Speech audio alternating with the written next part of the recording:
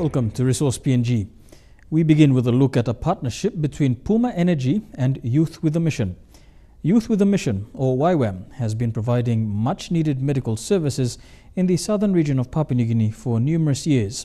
These outreaches were previously focused on Gulf and Western provinces. In recent times, the level of support from government and private sector towards YWAM has enabled these services to extend to other provinces as well. Over the next 5 months, Central, Milne Bay, Oro and Morabit provinces will also be visited by YWAM's medical team. This week, Puma Energy increased its support for YWAM's program through a youth development program.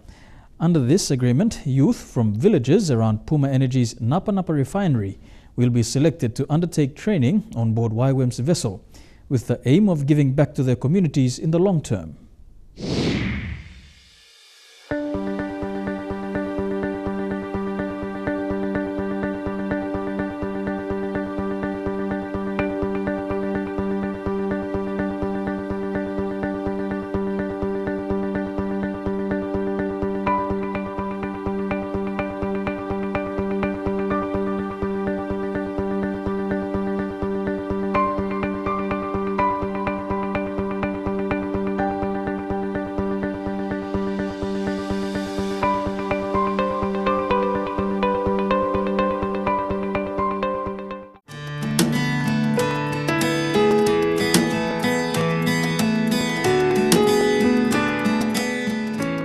Youth with a Mission, or YWAM as it is more commonly known, has completed its first outreach in the Gulf province, the first for 2016.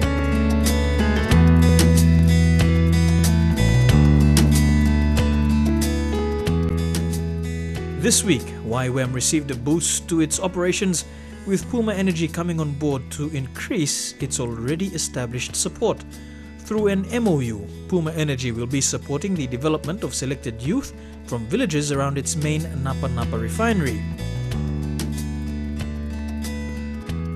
Fresh from completing its first outreach program in the Gulf province, the YWAM vessel berthed in Port Moresby recently. On board, YWAM Managing Director Ken Mulligan, responsible for overseeing the operations of this vessel. YWAM has continued to receive support from both the government as well as from the private sector.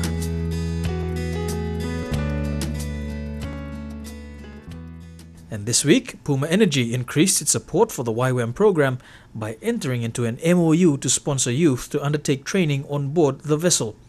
Puma Energy PNG Country Manager Jim Collins was on hand to announce this support, which he says only adds value to the Puma business in PNG. The ship and the Youth Development Program is just another symbol of what is happening in this country. We're growing, we're developing, and like YWAM and like Puma, the nation is growing together. So a very, very proud day for us, and we look forward to a long and continuous relationship with YWAM as we reach out into the broader community. So the youth development part is really, I suppose, what phase 2. Originally it's about getting services, and now it's and bringing the villages and the local medical staff into it. Now this is about reaching out again to the next generation to actually deliver something very, very special into that relationship as well. It's a critical thing for the sustainability of the program. So this is, at this stage, they're from the 4 villages that we are close to our refinery, and we've reached out to those villages because of our strength of our relationship with them, and also those communities' intent, which they have described to us, of wanting to actually reach back into to get more value for this health services for them. So it's a collaboration between YWAM, our communities and ourselves, which has been very, very fruitful. Under this particular MOU, youth from Roku, Kodorika, Tatana and Baruni have been given the opportunity to volunteer with YWAM. Through this program, they will no doubt pick up skills which they can use back in their communities. We're very pleased with the development of where we've come from, and what we're doing is just staged development, so we're very sustainable in what we are able to deliver. With this ship, we're able to expand what we're doing and our training particularly, because as this ship is larger and we have more vessels being able to go out as a mothership, our capacity building within the communities far exceeds anything we've been able to do before. So this is a very special time for us because as we get to know this beautiful country more and more and get to build those relationships with so many people in the communities, we are only going from strength to strength actually. And again, just as we celebrate today with Puma and the youth development, the scholarship program, that's a significant thing for us as well. So all these things culminating together, I think we just have a great opportunity to bring a lot of hope, and it's actually working. It's not just the theory of what we do, but the reality of seeing hope go into these communities.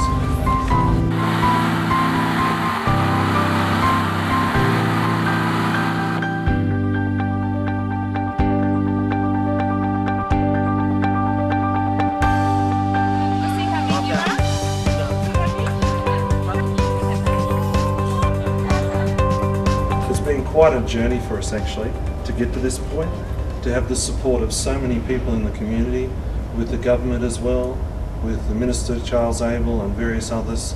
It's come a long way really in a short time. But where we take this ship, and we take many nationals on board the ship as well, it's just a wonderful collaboration. So we'd like to invite more Papua New Guineans to join us actually. It's something that we'd like to communicate. The efforts of YWAM in providing much-needed health services in the southern part of Papua New Guinea has not gone unnoticed, with many members of the private sector as well as government agencies coming on board to support YWAM outreach missions in the country in the next few months.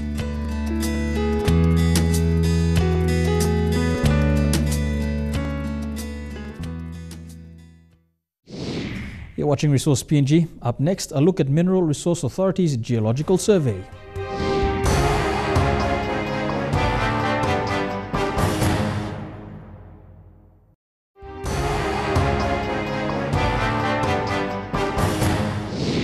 Welcome back to Resource PNG. The Mineral Resource Authority continues to play a key role within the mining sector in Papua New Guinea. Apart from its role as a regulator for mining, the MRA also has a geological survey team that focuses on promoting the mining industry in Papua New Guinea. Resource PNG spoke to MRA Executive General Manager Nathan Mosusu on the role of the Geological Survey Division and how its role plays a part in engaging interest from investors to look to PNG as a mining destination. This is now more crucial given tough times that the mining industry is facing due to falling metal prices. And we have the pleasure of having Mr. Nathan Mosusu, Executive Manager, Geological Survey with Mineral Resources Authority. Thank you so much, Mr. Mosusu, for taking time to speak to Resource PNG. No problem. It's my pleasure. Thank you. During the conference here, you spoke on the initiatives to encourage exploration during these challenging times. For the benefit of our viewers, can you just explain in a nutshell what your presentation was focused on? All right. Generally, our initiatives, all the initiatives that MRA has taken out, is to ensure that we continue with our exploration programs. You know, the industry has had a downturn due to the low commodity prices. Yes. So, as a government institution, and given that mining is a huge earner for the country, we'd like to see that we encourage exploration so that more investors can come in, and you know, we should be able to open up new mining projects in the next few years. You know, otherwise we will have a huge problem with us. Yeah. There has been some developments by MRA, one of which is bringing the application online. Yes. Are you able to explain a little bit about that? Well, it is an initiative that was intended to ensure that you know, investors, wherever they may be, are able to put in their applications for exploration license, for instance, online, and that makes it easier for people to take up tenements within the country. And you know, using the system also, it enables them to track where the application is in the process of you know, either being granted or rejected or whatever that it may be. But that's an initiative that we hope should also ensure that investors are able to, you know, put in applications more easily and take up tenements within the country. Obviously, the MRA is in close consultation with investors that want to take up mining in the country. What are some impediments that they usually tell MRA about? What are some problems that they may face when first entering PNG? Well, Some of the biggest challenges that investors tell us is that of the perhaps the security issues and also the landowner issues, but those issues have been addressed. You know, we at this stage we have agencies who adequately deal with that, and so when investors enter the country, you know, they are surprised that you know, the issues are not as huge as they are broadcasted abroad. So you know, we take those issues pretty seriously, and we ensure that our investors are happy with us. It is difficult times for the industry. Have you seen a drop in the amount of interest in PNG, or is it increasing? From the number of tenements that we are recording over the last 2 years, for instance, the number has not actually dropped. It has remained pretty stable around about, especially for the new applications.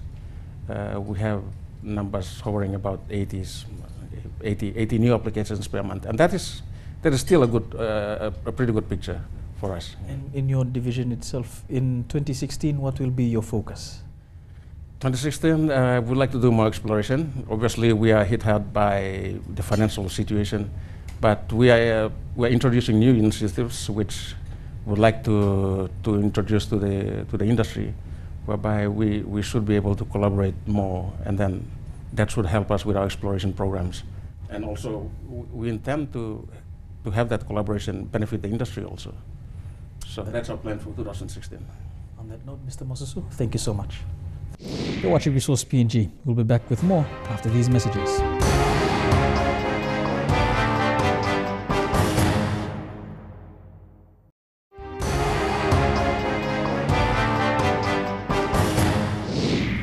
Welcome back to Resource PNG.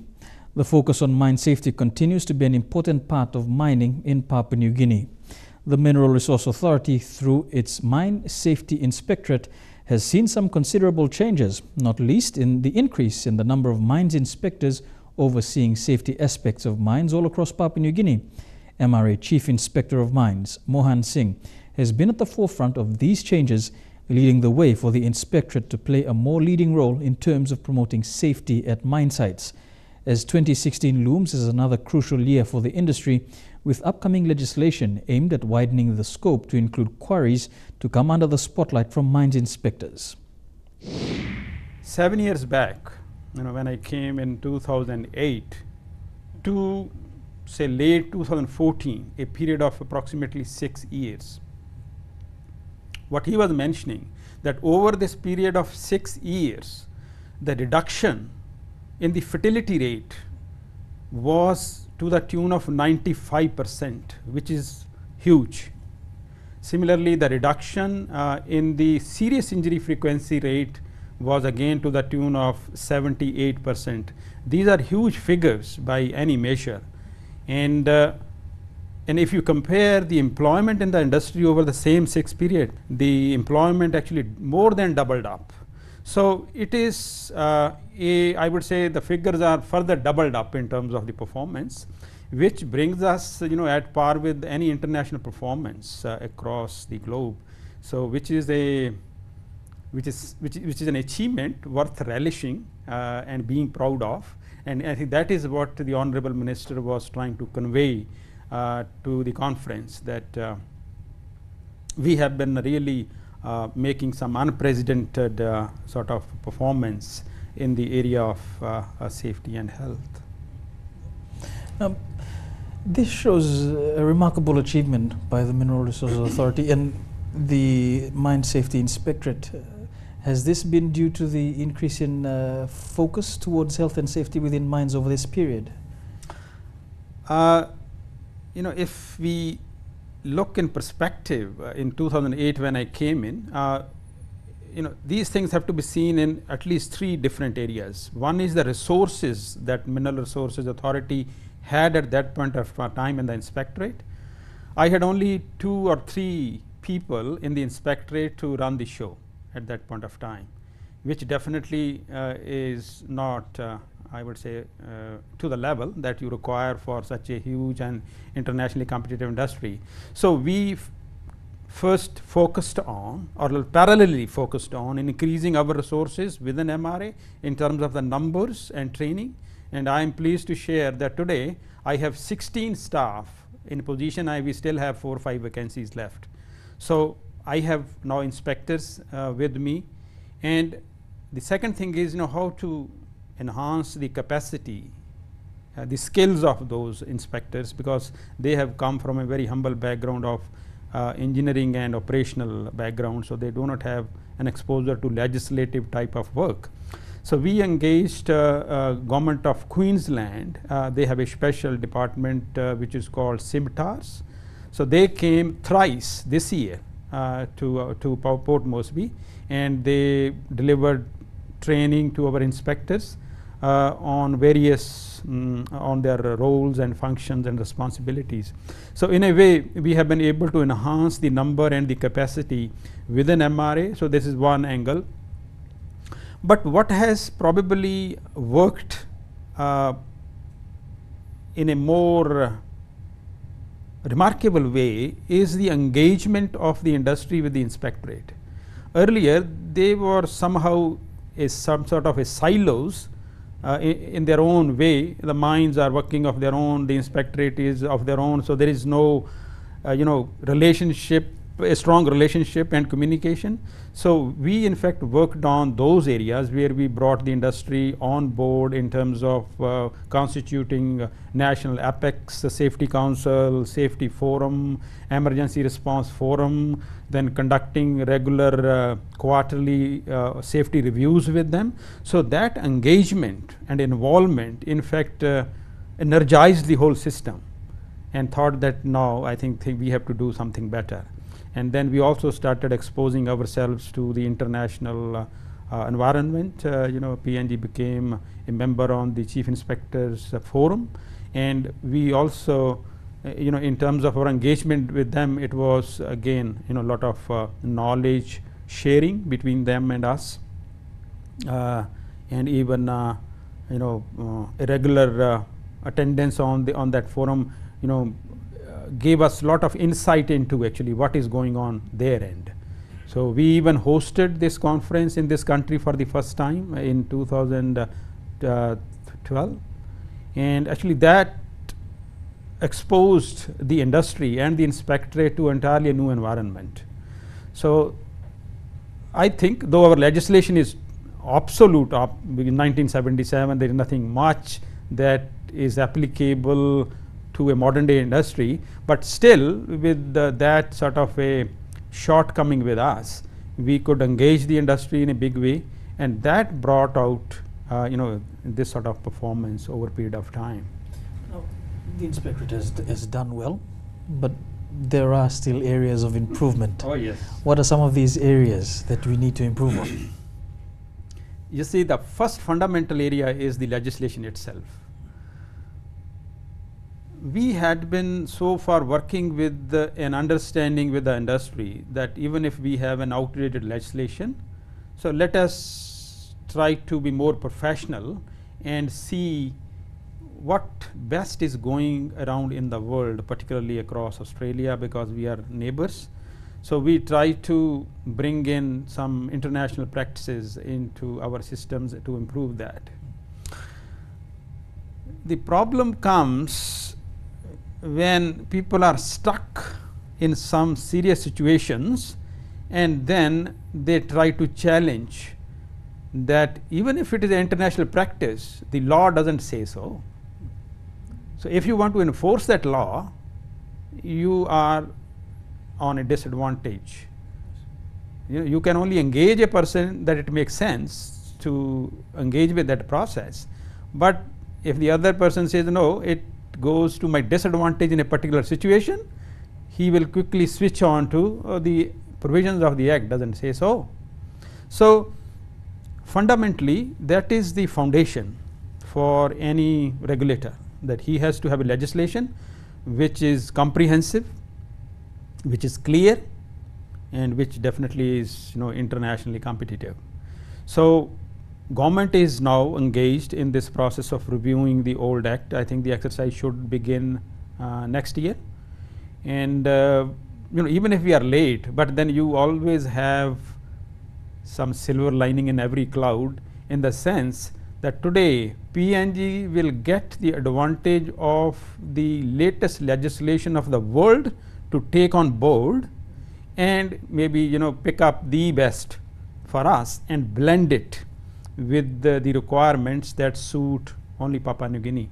So that is the one positivity that I can see in the situation. But yes, we have lost a lot of time in terms of living up with this old legislation. As Minister told the conference today that 6 mining policies, the Mining Act and regulations, they have already been reviewed with an intense exercise over the last 3-4 years, engaging various stakeholders, including the mining industry. And fortunately, I was one of the members of the state team to engage with the industry in bringing these new legislation in place.